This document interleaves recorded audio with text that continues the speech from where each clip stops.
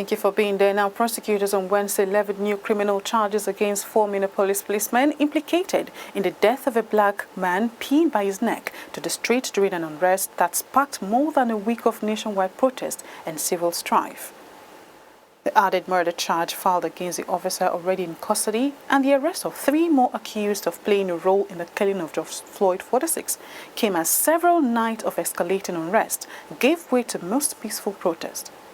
Thousands of demonstrators massed near the White House, lit up their cell phone flashlight and sang along the 1970s soul tune, Lean on Me, before resuming the chorus of anti-police chants. Now, after long refusing to explicitly criticize the sitting president, former Defense Secretary Jim Mattis accused President Donald Trump on Wednesday of trying to divide America and roundly denounced a militarization of the United States.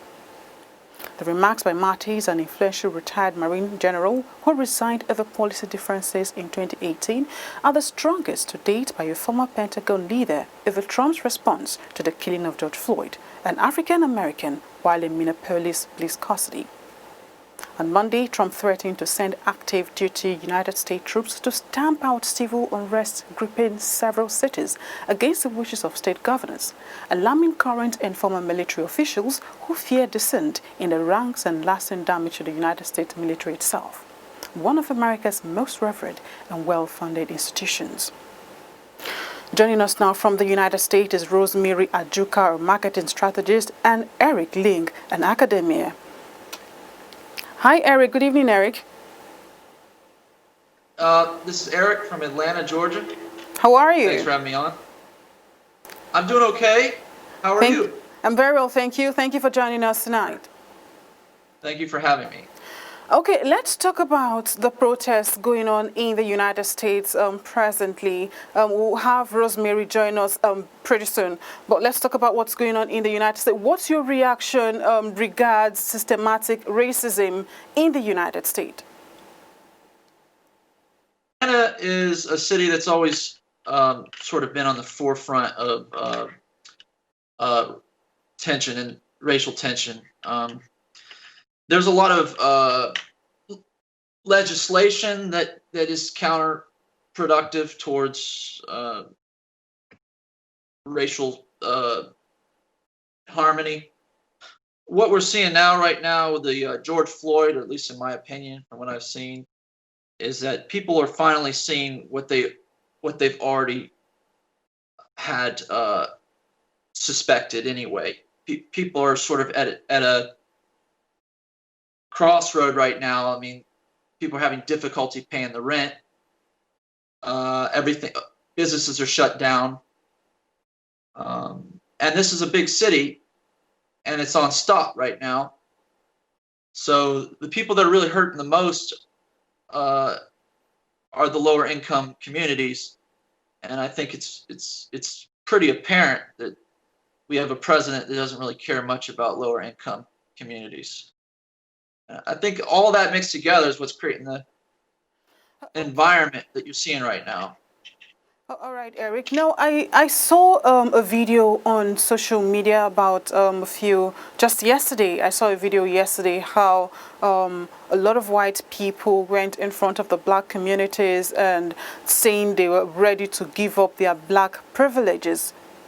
Can that be given up at all? Can white privilege be given up?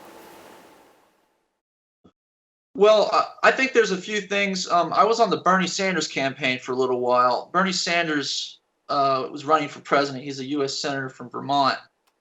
And he proposed some legislation that could help. Legislation in Georgia is rather conservative. But one of the things I think is that the police have too much power to act in impunity. And one of the reasons why police are able to do that in the United States is because they're protected by a police union. So when police act out and they do something they're not supposed to be doing, which they do all the time, there really is no accountability for that. And when I think about that, that's sort of the way I think about systemic racism, is because you have a police department that doesn't have to be accountable.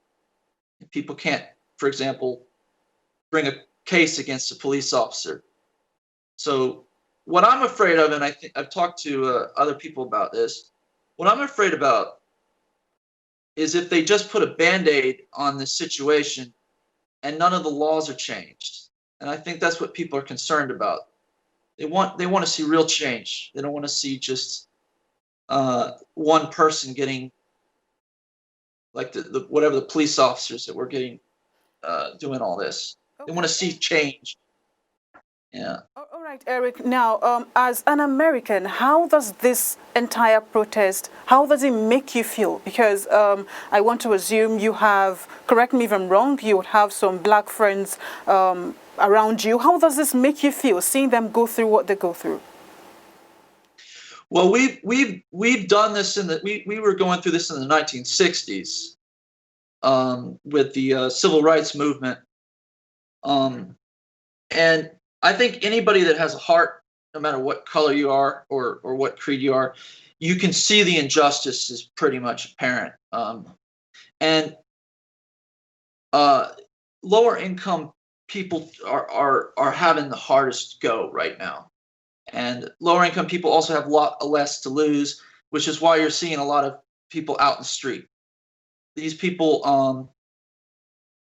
have a real, I think there's a consensus that there's injustice in this country, and people are really coming out.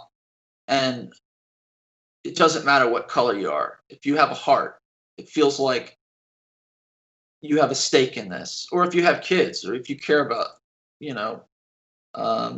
sort of getting rid of all this sort of bigotry and stuff. People don't like it.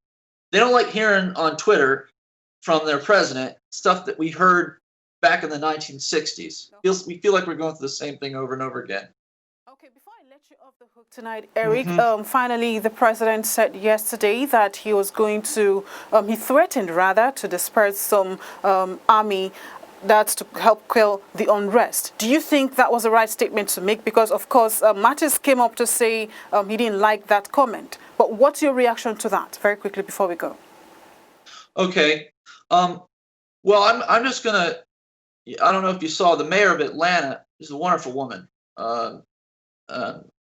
African-American woman, who's run, and I think she put it pretty well, because the question was posed to her, the same question that you're asking me is, how do you feel about Donald Trump's tweets? And I'll just conclude that the mayor of Atlanta said that he needs to stop tweeting because he's just adding fuel to the fire and he's making the situation worse. And that was what that's what the city of Atlanta said. He's making the situation worse. And I agree. I think he is making the situation worse. Okay, thank you so much for joining us tonight. Thank you.